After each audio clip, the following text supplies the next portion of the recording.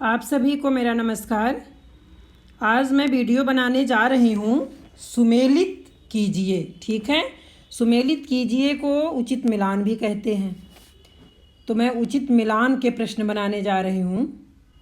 ठीक है, वैसे हमारा जो भी वीडियो मैं बना रही हूँ बहुत सिंपल वीडियो, बहुत सोबर वीडियो है और बहुत ही महत्वपूर्ण है।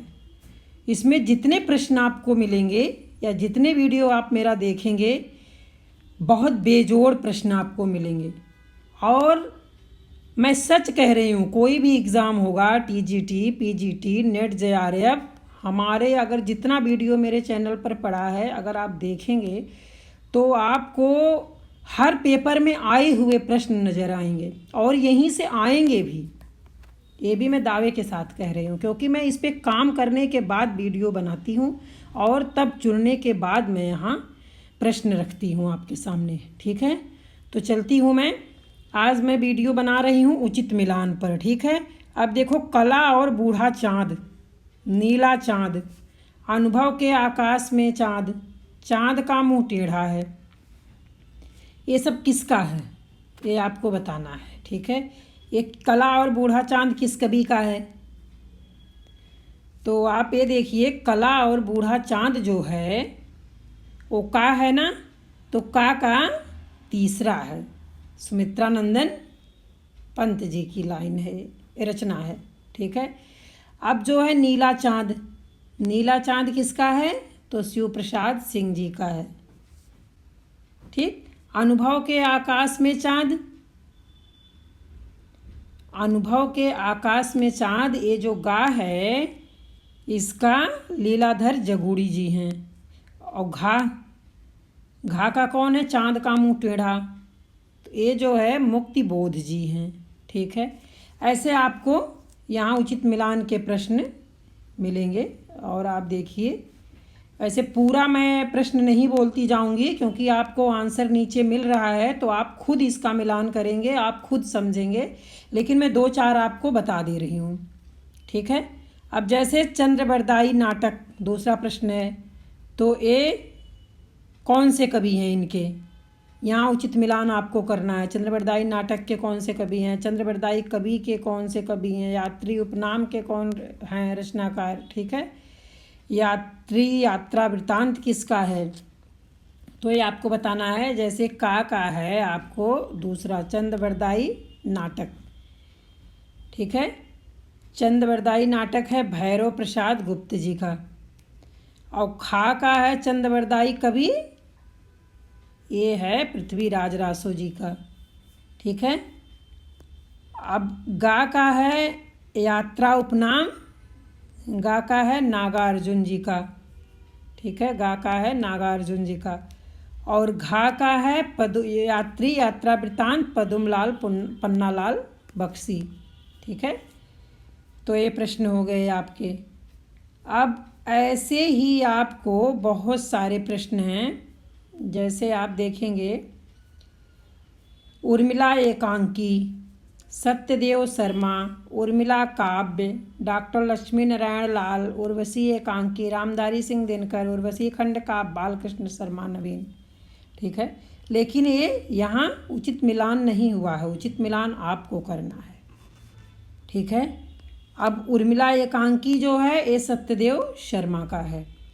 ठीक, खा का उर्मिला काव्य जो है बालकृष्ण शर्मा नवीन जी का है। अब गा का उर्वशी एकांकी है डॉक्टर लक्ष्मी नारायण लाल जी का।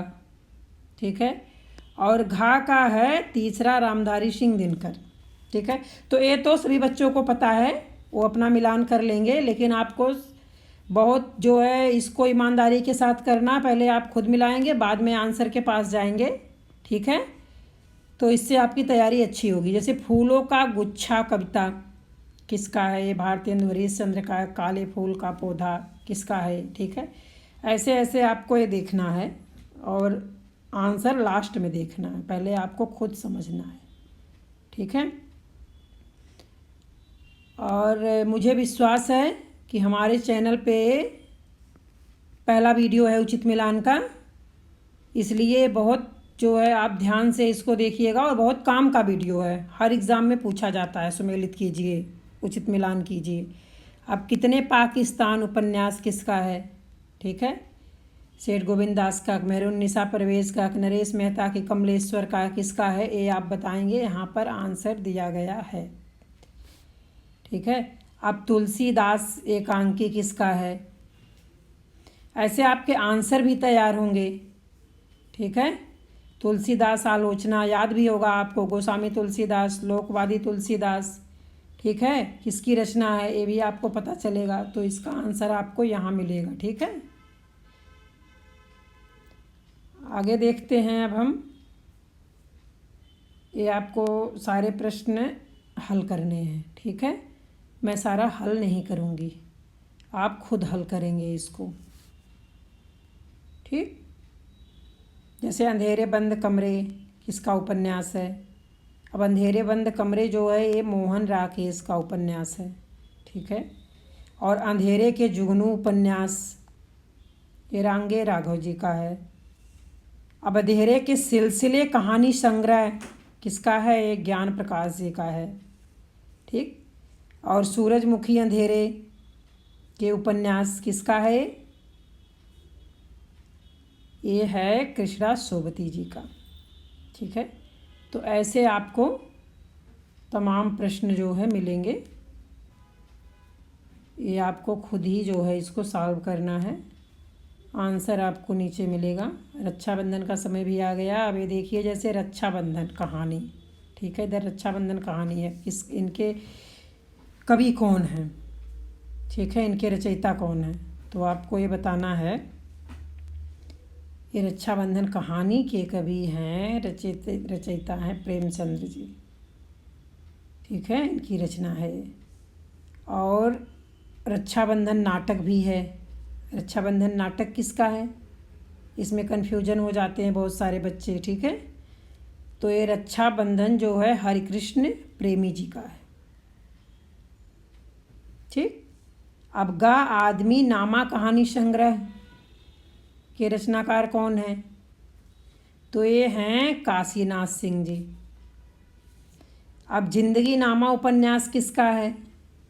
तो ये हैं कृष्णा सोबती जी। ठीक है, आपको ऐसे ही मिलान करना है। आशा है कि आपको अब जानकारी हो गई होगी।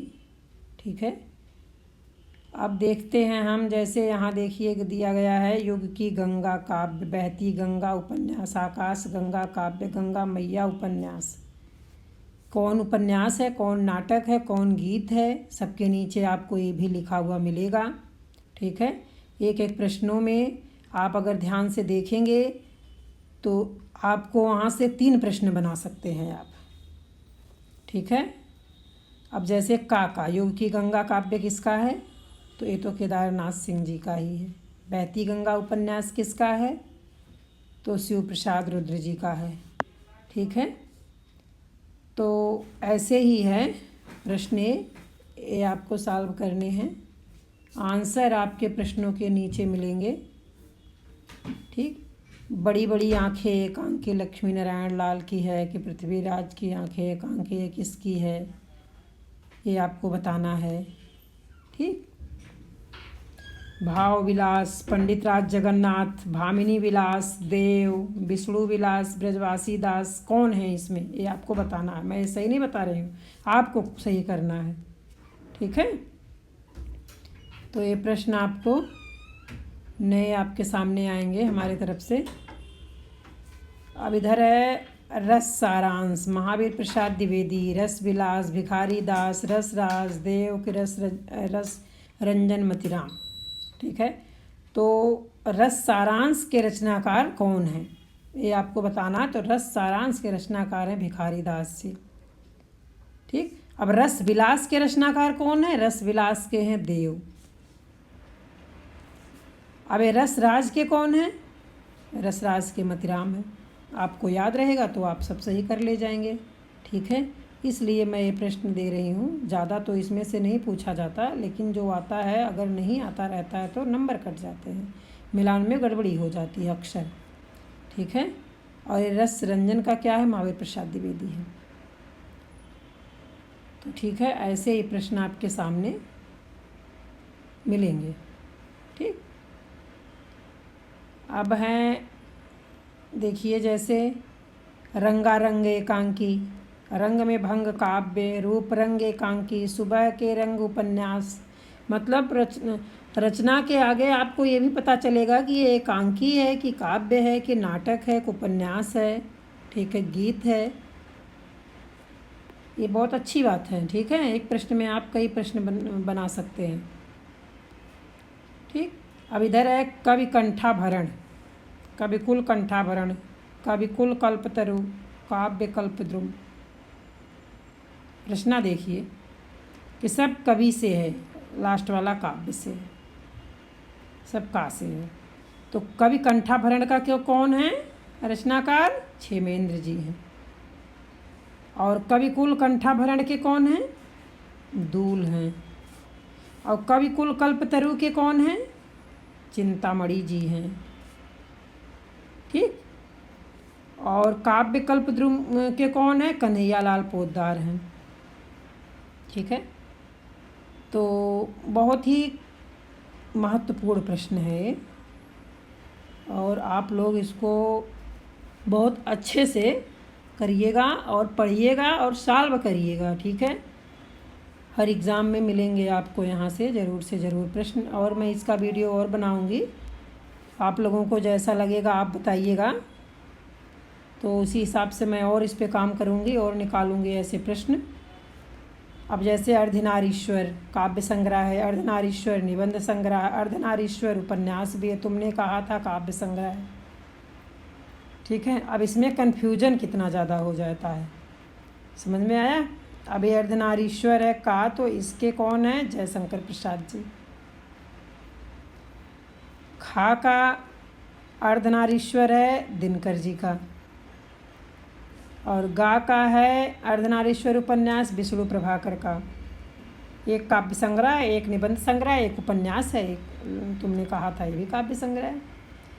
तो एक इसका है, ये नागार्जुन जी का है।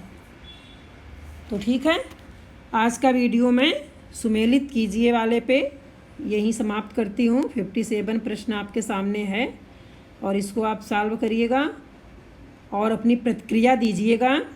उसके बाद मैं ऐसे और प्रश्न तैयार करूँगी, फिर दोबारा वीडियो डालूँगी उसका। ठीक है, तो आज मैं यहीं समाप्त करती हूँ। अगले वीडियो के साथ फिर मिलूँगी, तब तक के लिए धन्यवाद।